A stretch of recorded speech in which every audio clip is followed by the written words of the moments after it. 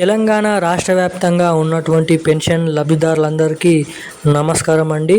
Welcome to విజీ updates YouTube channel. మనకి తెలంగాణ రాష్ట్ర వ్యాప్తంగా ఉన్న పెన్షన్ లబ్ధిదారులకు సీఎం రేవంత్ రెడ్డి గారి సర్కార్ ప్రభుత్వం, మనకి కాంగ్రెస్ ప్రభుత్వం ఒక మంచి శుభవార్త అనేది చెప్పడం అయితే జరిగింది.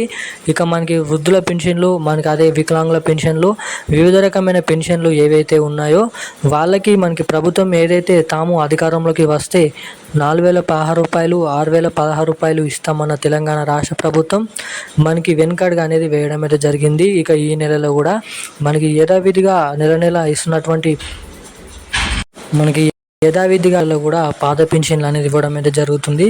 మనకి ఇచ్చిన ఈ నెల పెన్షన్లు కూడా చాలా మందికి పోయిన నెలలో కట్ కావడం అయితే జరిగింది. సో ఇక ఆ కట్ అయిన పెన్షన్లు కూడా మనకి ఈ రోజు నుంచి జమ చేసినటువంటి పెన్షన్లలో కలుపుకొని ఆ పాత పెన్షన్లు కూడా జమ చేస్తారా అన్న దానిపై వీడియోలో అయితే చెప్తాను. అదేవిధంగా మనకి ముఖ్యంగా ఈరోజు రేపు తెలంగాణ రాష్ట్ర వ్యాప్తంగా ఏ జిల్లాల్లో ఈ పెన్షన్ల పంపిణీ అనేది కొనసాగబోతుంది.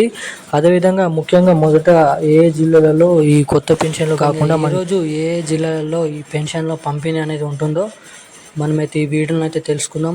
అదేవిధంగా మనకి ముఖ్యంగా మహిళలకు 2,500 రూపాయలు, అదేవిధంగా కొత్త రేషన్ కార్డులకు సంబంధించిన కొత్త రేషన్ కార్డులు ఎప్పటి నుంచి పంపిణీ చేస్తున్నారు, ఇందిరమ్మ ఇండ్లు ఏదైతే డబుల్ బెడ్రూమ్ ఇండ్లు ఏదైతే తెలంగాణ రాష్ట్ర ప్రభుత్వం సీఎం రేవంత్ రెడ్డి గారు ప్రకటించిందో వారికి L2 లిస్టులో మనకి కీలకమైన జిల్లాల లిస్టులు అదే వాళ్ళ పేర్లు అనేది రావడం అయితే జరిగింది.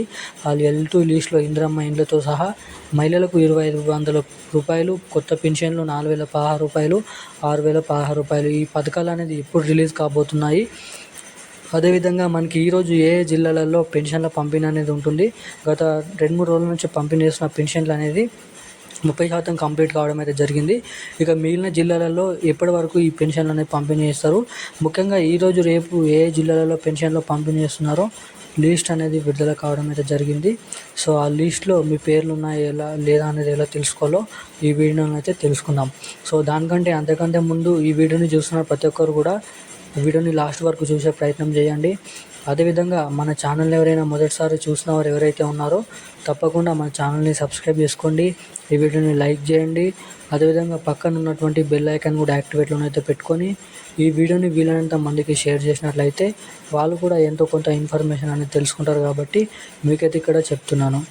సో ఇక ఏమాత్రం లేట్ చేయకుండా వీడియోలోకి అయితే వెళ్ళిపోదాం. తెలంగాణ రాష్ట్ర వ్యాప్తంగా ఉన్నటువంటి పెన్షన్ లబ్ధిదారులకు నమస్కారం.